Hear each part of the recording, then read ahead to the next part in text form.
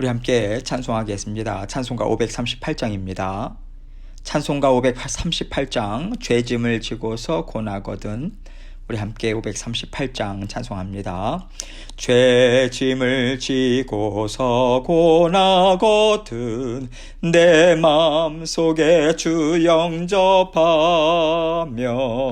새 사람 되기를 원하거든 내 구주를 영접하라.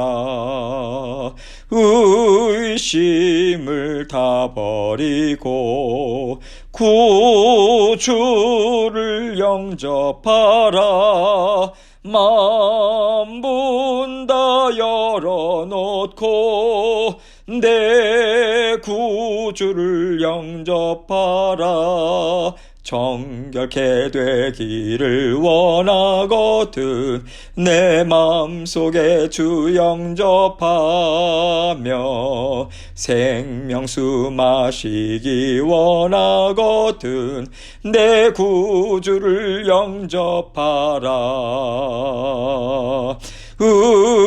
의심을 다 버리고 구주를 영접하라.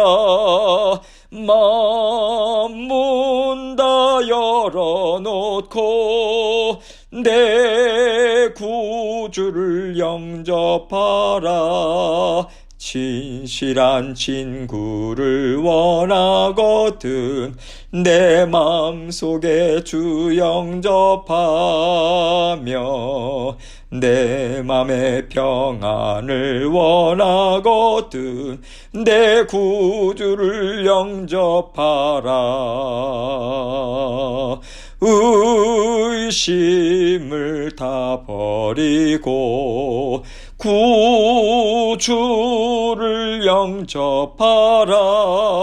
만문 다 열어놓고 내 구주를 영접하라. 즐거운 찬송을 하려거든 내 마음속에 주 영접하며 평안한 복지에 가려거든 내 구주를 영접하라. 의심을 다 버리고 구주를 영접하라. 마음 문 다 열어놓고 내 구주를 영접하라. 아멘. 기도하겠습니다. 하나님 아버지 감사합니다. 오늘도 사랑하는 모든 성도님들 삶의 형편 다 다스려 주시고 살펴주시고 보살펴 주옵소서. 생업도 직장도 자녀들도 학업도 다 주님께서 책임져 주셔서 지혜와 명철 주시고 하나님만이 주실 수 있는 참 힘과 능력 공급하여 주옵소서. 그 은혜가 끊이질 않습니다. 감사합니다. 오늘도 아버지 하나님의 말씀을 통해서 저희에게 들려주시는 주님의 은혜의 음성 듣게 하시고 오늘도 주님과 함께 기쁨으로 하나님과 함께 동행하는 저희 모든 성도님들 될 수 있도록 은혜 베풀어 주옵소서. 모든 영광을 아버지 하나님 앞에 올려드리며 예수 그리스도의 귀하신 이름으로 기도합니다. 아멘. 하나님 말씀 사무엘하 12장 20절로 23절입니다. 사무엘하 12장 20절로 23절 말씀 제가 읽습니다. 다윗이 땅에서 일어나 몸을 씻고 기름을 바르고 의복을 갈아입고 여호와의 전에 들어가서 경배하고 왕궁으로 돌아와 명령하여 음식을 그 앞에 차리게 하고 먹은지라. 그의 신하들이 그에게 이르되 아이가 살았을 때에는 그를 위하여 금식하고 오시더니 죽은 후에는 일어나서 잡수시니 이 일이 어찌 됨이니까 하니 이르되 아이가 살았을 때에 내가 금식하고 온 것은 혹시 여호와께서 나를 불쌍히 여기사 아이를 살려주실는지 누가 알까 생각함이거니와 지금은 죽었으니 내가 어찌 금식하랴. 내가 다시 돌아오게 할 수 있느냐. 나는 그에게로 가려니와 그는 내게로 돌아오지 아니하리라 하니라. 아멘. 하나님께서 다윗에게 아들을 허락하시고요. 그 아들로 인해서 받아 누리는 기쁨도 허락하셨습니다. 물론 온전한 관계를 통해서 얻은 아들은 아닐지라도 다윗에게는 새 생명이 주는 기쁨이 있었을 거예요. 하나님께서는요, 그 기쁨을 주시고 그 기쁨이 하나님 앞에서 죄를 깨닫는 그 회개의 통로가 되게 해주심을 또한 우리는 보고 있습니다. 하나님은요, 우리를 참 잘 아세요. 우리가 어떤 길에 서 있는지 우리는 알지 못해요. 그러나 하나님은 잘 알고 계십니다. 그렇기 때문에 그 길에서 어떻게 하나님께로 나아올 수 있는지도 그 길도 하나님이 열어주세요. 그 길은요, 우리 스스로는 찾지 못하는 것 같아요. 하나님 앞으로 가는 길은 하나님께서 열어주셔서 우리를 불러내셔야만 걸어갈 수 있는 길이지, 우리 스스로 알아서 그 길을 찾아서 열고 들어갈 수 있는 길은 아니기 때문에 그렇습니다. 하나님께서 다윗에게도 이 길을 열어주셨다고 생각해요.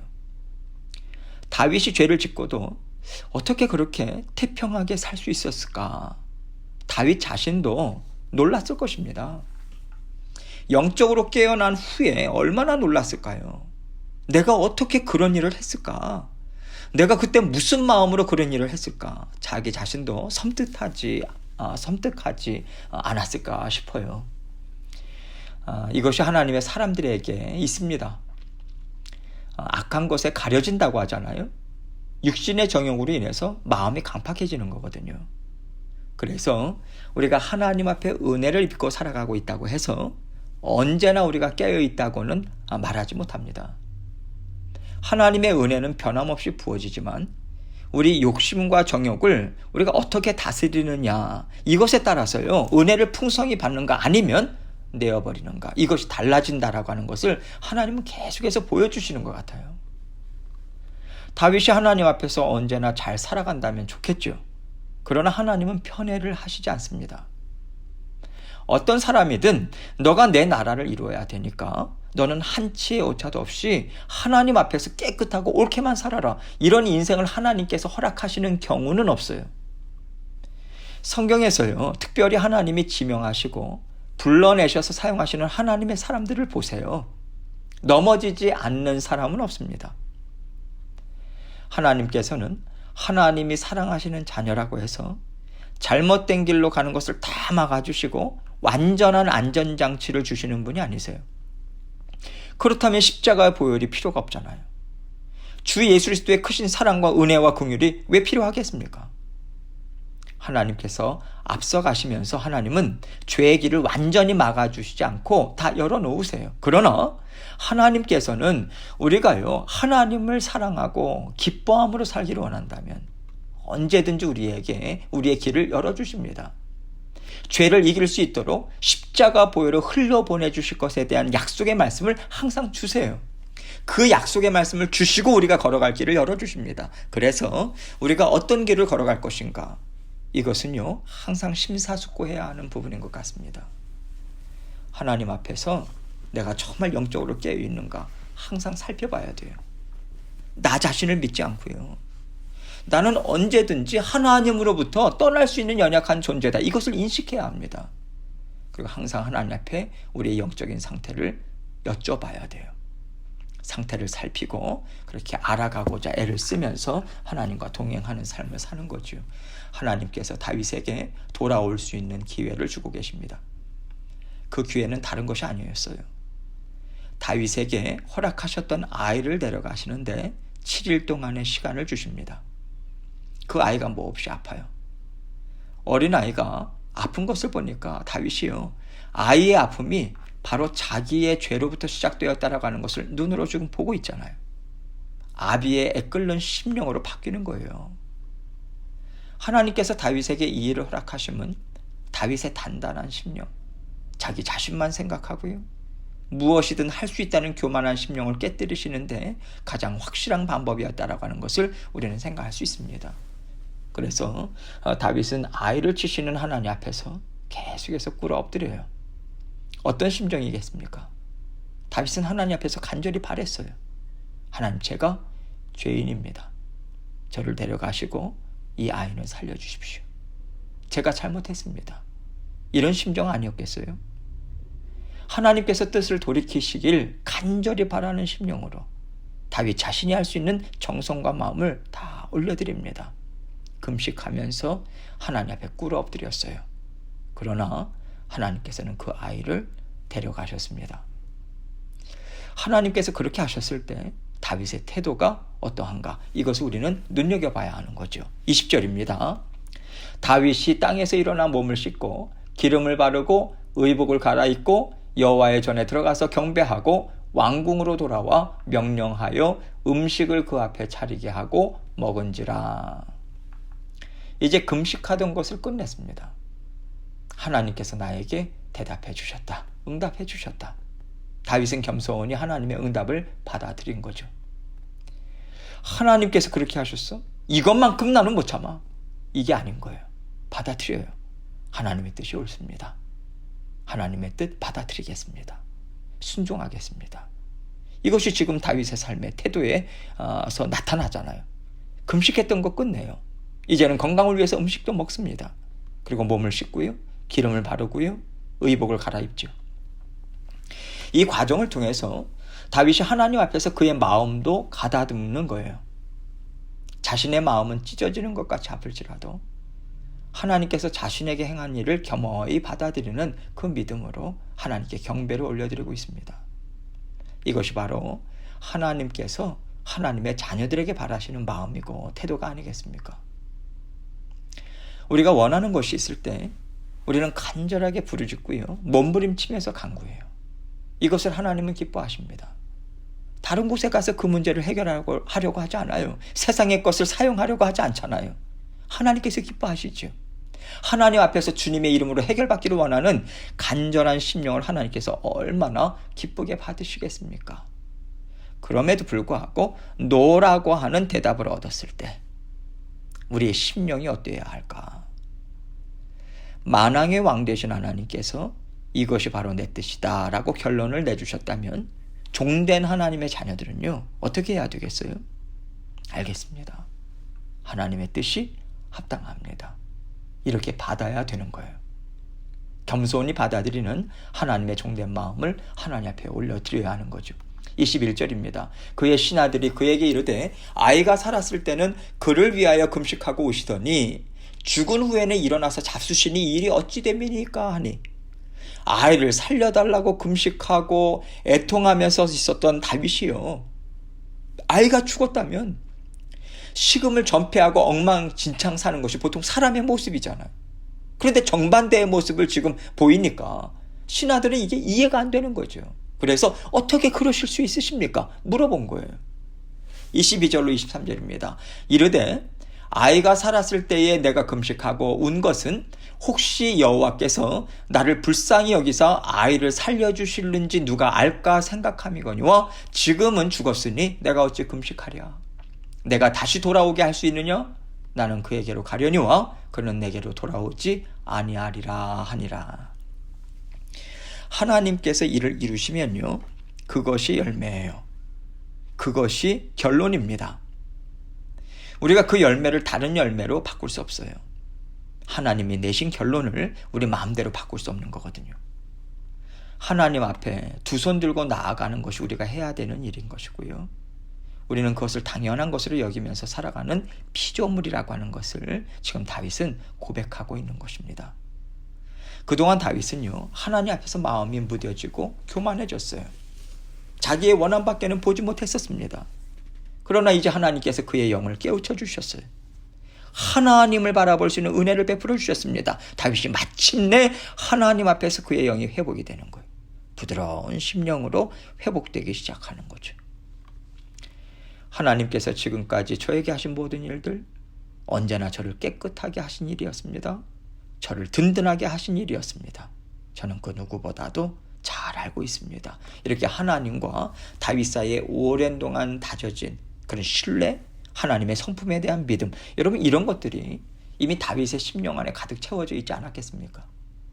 하나님이 은혜를 부어주시니까 그 심령에 차곡차곡 쌓여져 있었던 하나님에 대한 신뢰, 믿음과 사랑이 다시 새로워지는 거예요.